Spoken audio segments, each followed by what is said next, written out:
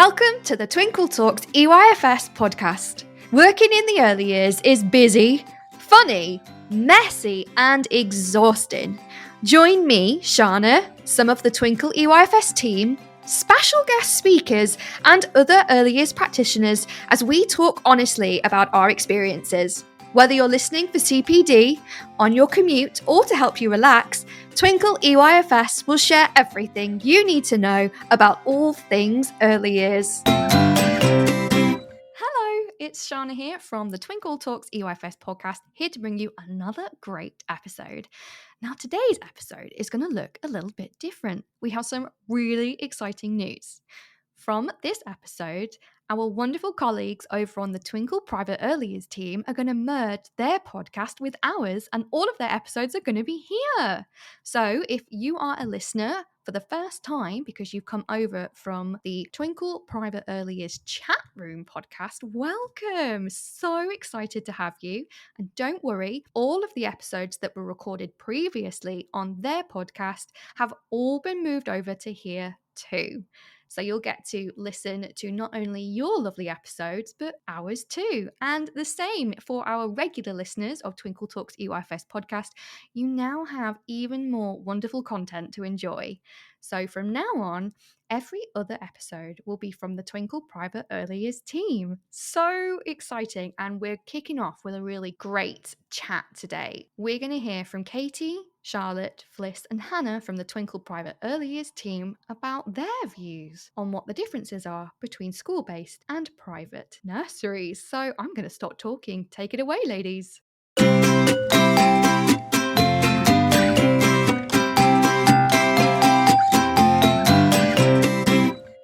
Hello and welcome to another episode of the Private Early Years chat room. I'm Katie. And I'm Charlotte. And I'm Fliss. And I'm Hannah. And that's right, Hannah is a new member on the private nurseries and preschool team at Twinkl. So Hannah, tell us a little bit about yourself.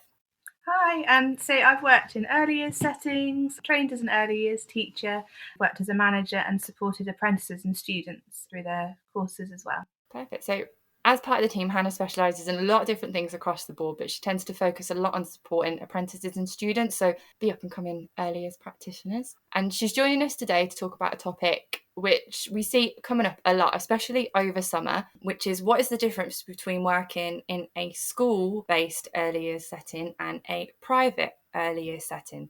And I think for me and for most people, the biggest difference that's obvious straight away are the working hours. Yeah, I feel like you do longer days as well. In a private setting. Yeah, in a private setting, you can do like up to like 12-hour shifts some days, depending on if you get a day off during the week. And then some people might just work mornings or afternoons or just come in for a few hours if they're covering someone. So, I mean, you can get a different shift every day as well. So you might be doing an early one day, a late the next day. So yeah, your sleep pattern can be quite messed up when you work in a private nursery setting. Whereas I feel like in a school setting, it's very set hours and you do the same hours pretty much majority of the time. And it's the same every day, isn't it? It's usually sort of like 8, 9 o'clock till 3, 4, depending if you get time to pack away, set up. And you'll also find as well that because of the hours, you tend to have different patterns for the children. So in a private setting where I've always worked, it's always been they either do a half day or a full day, but most children did full days. But I found that in school settings, there was a lot more half day and AM or PM children. I don't know if that was your experience, Charlotte. Yeah, we used to have quite a lot of children do like morning sessions. I worked in a school nursery setting for a little bit, and they had a lot of children do mornings and then a lot of children do afternoons, more than like full days. Whereas I used to find working in a private nursery, a lot of children would do 9 hours, 10 hours. We didn't really have that many that would come in the afternoon or just do mornings. A lot did do like quite longer days. Do you reckon that's because of the funding? Like, because the schools are more based on the funding rather than paying, so they want to use the hours across a certain amount of days? Or Yeah, I think that's exactly it, because the schools are completely funded by the government, the local authority, that kind of thing. They have a different set of hours that they're required to do. And whether you've got the 2-year funding or the 3-year funding, the other thing that they don't do that we do in private settings is they don't do the stretched funding. So a stretched funding takes you through the school holidays as well. But obviously you don't need to do that in a school setting because school settings actually get the holidays off. which it could be a perk or a disadvantage depending how you look at it. I think in private settings, I like picking when I go on holiday. Yeah, I say the same. Apart from like probably when you have your own children, you want the school holidays off when they're at school. But for me, I prefer picking your own holiday. I don't like being away in the school holidays when all the children are away at the same time. I'm surrounded by children all the time. I don't need them anymore. It's like you don't get a break. You go on holiday and then you've got more children around you running around the pool. Like, I don't know. I say that I don't mind. I also do start to mind. Do you know on those days where they're breaking up for half term or the school holidays and I'm seeing it all online and they're like, last day, and I'm still working? That's the only time of the year I tend to mind, because then I'm just like crying into my pillow. I used to find Christmas like used to annoy me because I really wanted Christmas off and I never got Christmas off. I'd work like Christmas Eve and then I'd be back like the day after Boxing Day. So like I never got any time off at Christmas. So when everyone was like, oh yeah, 2 weeks for Christmas, I was like, yeah, not for me, because I don't have children, so I'm not allowed it off. Did you not shop for a week over Christmas? No. We were the hospital nursery, so yeah. hospitals don't stop, so we didn't stop. So I never got it off either. The weird days in between Christmas where everything is just a really weird time, and we would still work then. But as much as possible, the managers would try and give you the choice between whether you worked Christmas Eve, Boxing Day, or New Year's Eve. So you would definitely work at least one, but they tried to be a little bit flexible. So when I was younger, not that I'm super old now, but when I was younger, New Year's Eve was the priority, right? So I had more time to do my hair and my makeup. See, we worked on Christmas Eve and then shut for a week, and then like reopened after a week, so like after like New Year and stuff, which I quite liked because you'd have all the Christmas period to celebrate. Would you have to use your annual leave for that? Yeah, you'd have to use I think it was like 3 days of your own holiday that you had to use. What about your experience, Hannah? Yeah, my setting used to close at Christmas, and as a manager it's like the real time to have a break, because when you're on annual leave at other times there could be issues or you'd be expecting your phone to ring, but everyone was off for a week at Christmas, so it was like a real proper relaxed time because no one was going to be calling you with a problem or any emails to catch up on. And having the time off was a real perk for me when I moved into private earlier settings. Having worked in schools, one of the first things I did was book a cheap holiday with my friends to go away because it was always just too expensive in the school holidays. So that was a big perk for me, being able to take holiday when I wanted to. I have a lot of teacher friends that are always like, do you want to come on holiday with us? And I'm like, financially, no. Because it's going to cost me an extra £300-400. I'll just go without you. I think another big difference between schools and private settings is the age of the children.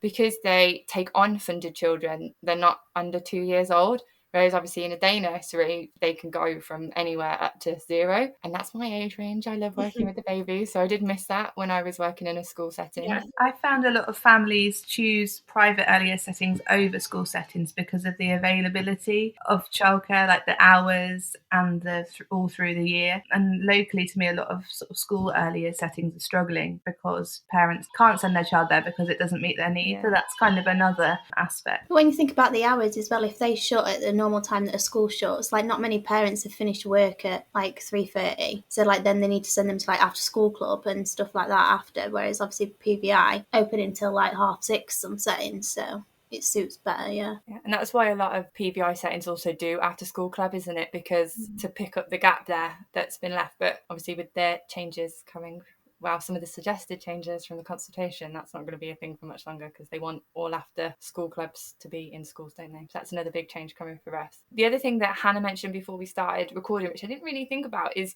the amount of practitioners that you have available in a school to PVI. So you were saying, Hannah, that there's more in a PVI setting? Yeah, so obviously in a PVI setting, you may have qualified teachers and members of staff with their level 6, but generally it's level 3 qualified staff. But I found in a school setting, you've got your teacher using their 1:13 ratio, so you've generally got less bodies in that room, which I think generally the more hands you've got, the easier it is and you can interact more with children. So that was always another factor for me, that yes, you've got more qualified staff, but you've actually got less hands. Yeah, that's a good point, because the consensus from what I've seen online and chatting to other nursery practitioners is that it's so rare to actually use the 1:13 ratio in private daycare, even when you've got the option. Charlotte's actually one of the only people I've ever met that has done the 1:13 ratio, which is crazy because we have the option, but like you said, most settings choose not to, even when they do. Yeah, we did it. We used it a few times preschool. I can't say I particularly liked it. But it had to be done sometimes, depending on the staffing. But yeah, it were only a couple of times. But 1 person to 13 children at 3 years old, they're still young, aren't they? Really, they still need quite a lot of attention. So you don't realise how hard it is once you're in that situation where you've got a lot more because you're taking on 13 3 to 4 year olds. But yeah. I think like you, Charlotte, we only used it if there was sickness or some sort of staffing disaster, emergency situations, and it was necessary to do so, but it was generally not a great morning in terms of quality of interaction. I mean, it's all fun and games. Do you think that the 1 to 13 ratio works better in school because of the way that they like plan their day? They're a lot more structured compared to a PVI setting. Like it's a lot more go with the flow, free flow, in the moment planning sort of thing. But whereas like with a school setting, they probably have like their planning proper set out and stuff like that, so they can in some ways manage the children a bit better. That's such a good point, Fliss. I've never thought about it like that, because you always see that nursery settings in schools, they do still tend to do it. It's just a little bit more formal than what we do, and it's a lot more adult-led. And I know they'll still follow like spontaneous planning and stuff like that, but there is that more structured element, isn't there? So I think that's probably a really good point, actually. I sometimes think they've got better buildings, better layouts of their rooms as well. They're and not having to carry children down the stairs. Yeah, I just think sometimes, like, depending on like what building you're based in and like how big your room is, can make a massive difference. Because I used to think our preschool room wasn't big enough for all those children, and you've just got so many toys everywhere, and it's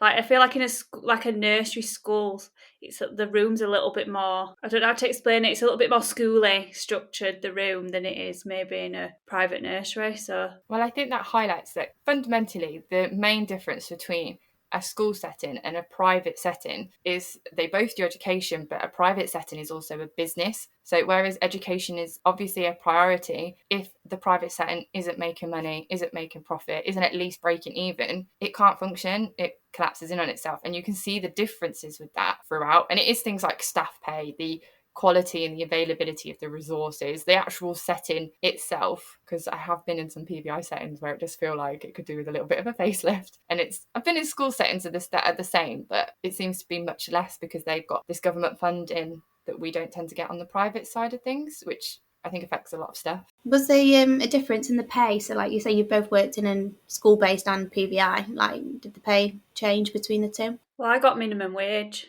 when I was a teaching assistant, and then when I worked in a private nursery, I was a room leader, so it was slightly above minimum wage, but not like, I wouldn't say a massive amount. But when you work in the school-based, your wage is stretched over because of the holidays. So the pay is slightly different when you get it every month, if that makes sense. Yeah, and I suppose you're working technically less hours in the day. Yeah. And you're not getting paid for the holidays because there's so many, but your pay's being stretched over a longer period of time. So I guess it's quite hard to answer that one.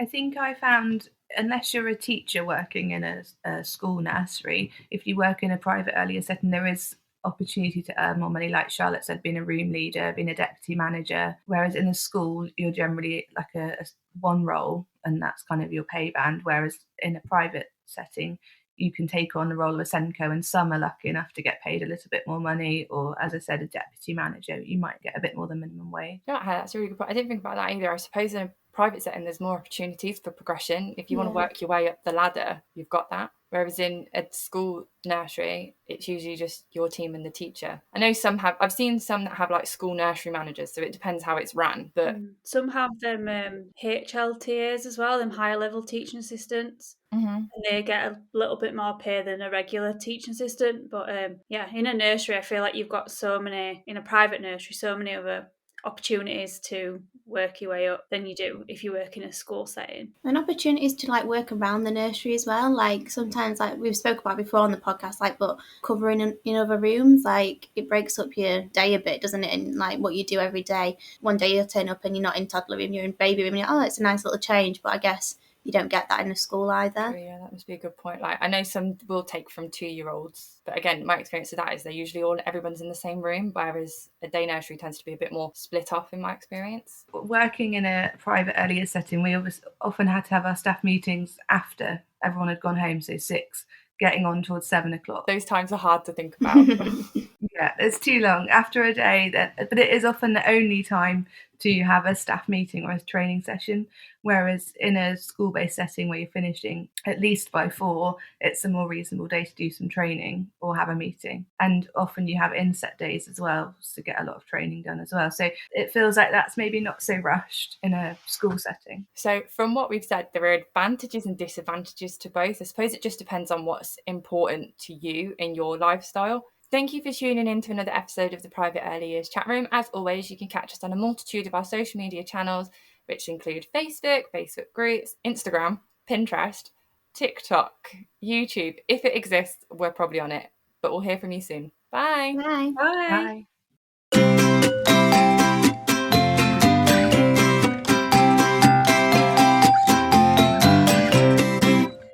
Great. That was a super episode. Thank you so much to the lovely Twinkl Private Early Years team for coming over and sharing their views on the differences. It's so interesting, isn't it? I feel like I've learned a lot because I've been in school-based settings for my entire career, so 10 years. And I've learned things about private settings that I didn't know before. And FYI, guys, a ratio of 1 to 13 isn't manageable even in a school nursery. And if you want to know more about what the Twinkl Private Early Years team are up to, I have linked all of their socials in this episode. But there we are. That'll be it for today. I'm really hoping you enjoyed it. I did, and I can't wait to hear more from the Twinkl Private Early Years team. And until then, I hope you have a great day. We'll see you soon.